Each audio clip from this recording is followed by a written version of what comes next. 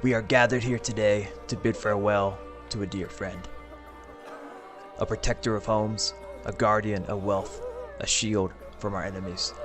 The stacked foundation, may you rest in peace. If it dies, it dies.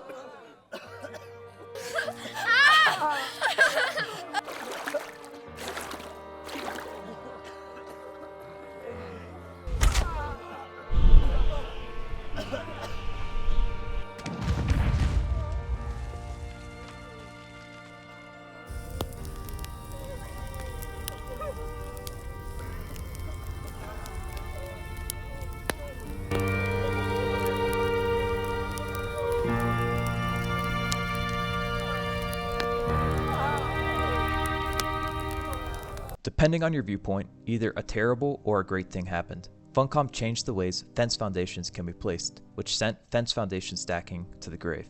But like a phoenix rising from the ashes of the fallen, a new fence stacking method has arisen, and in this video, I'll show you the future. The new method looks similar to the previous one. Place a fence foundation, attach a foundation, add another fence foundation, extend this foundation, add 2 alternating wedges, and add a fence foundation. Repeat this process once more.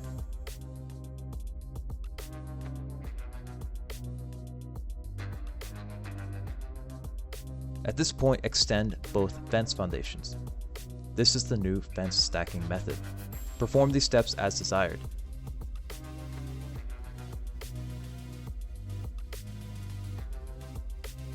Using the side of a regular foundation as a unit of measure, you can fit 5 fence foundations per side.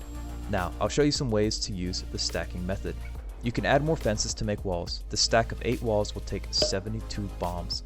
If you want to add a ceiling, add the outermost wall first, then the ceiling, and then add the walls underneath it. You can add perpendicular walls in a similar fashion. Add the outermost walls first, then add a regular foundation or fence foundation. Place the perpendicular wall, then fill in the innermost walls. The patch won't allow you to place fence foundations through a regular foundation, or will it? You can actually extend fence foundations through a regular foundation if they are next to it. Add door frames to the structure for a strong entrance to your base. There is an issue with opening and closing doors when they are stacked this close, but the issue only occurs at a certain spot. You'll notice that every 5th fence foundation is closer to its neighbor than the others. Do not place a door in this frame. With this door now gone, you can easily pass through all the doors. I find it easiest to pass through in first person. This setup requires 21 bombs. I recommend building your entrance with sandstone foundations.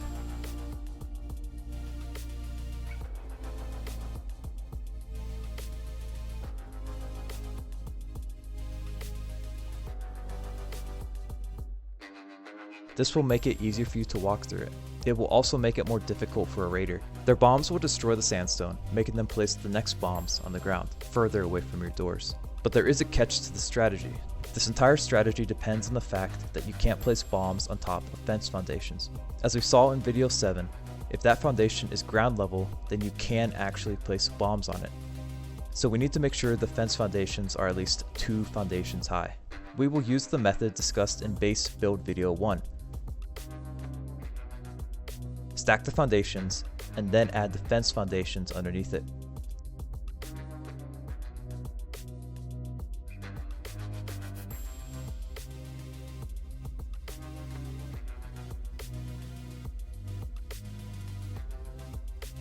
Then extend the fence foundations to the second layer. If you do it out of order, then the foundations won't place.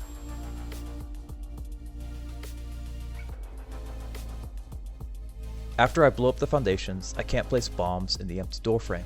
I'm forced to place them far below on the ground. I've received some comments requesting gate stacking, so here you go. A gate is 3 fence foundations wide. Add the sidewalls prior to placing the gates. The sidewalls need to be 4 layers high. Now add the gates. Sometimes it can be tricky opening and closing stacked gates. I find it easiest if I switch to first person view, look down and in the center of the gate doors. They all open for me with no issues.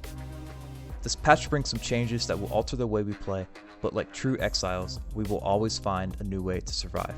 I hope you like the direction that this series is going.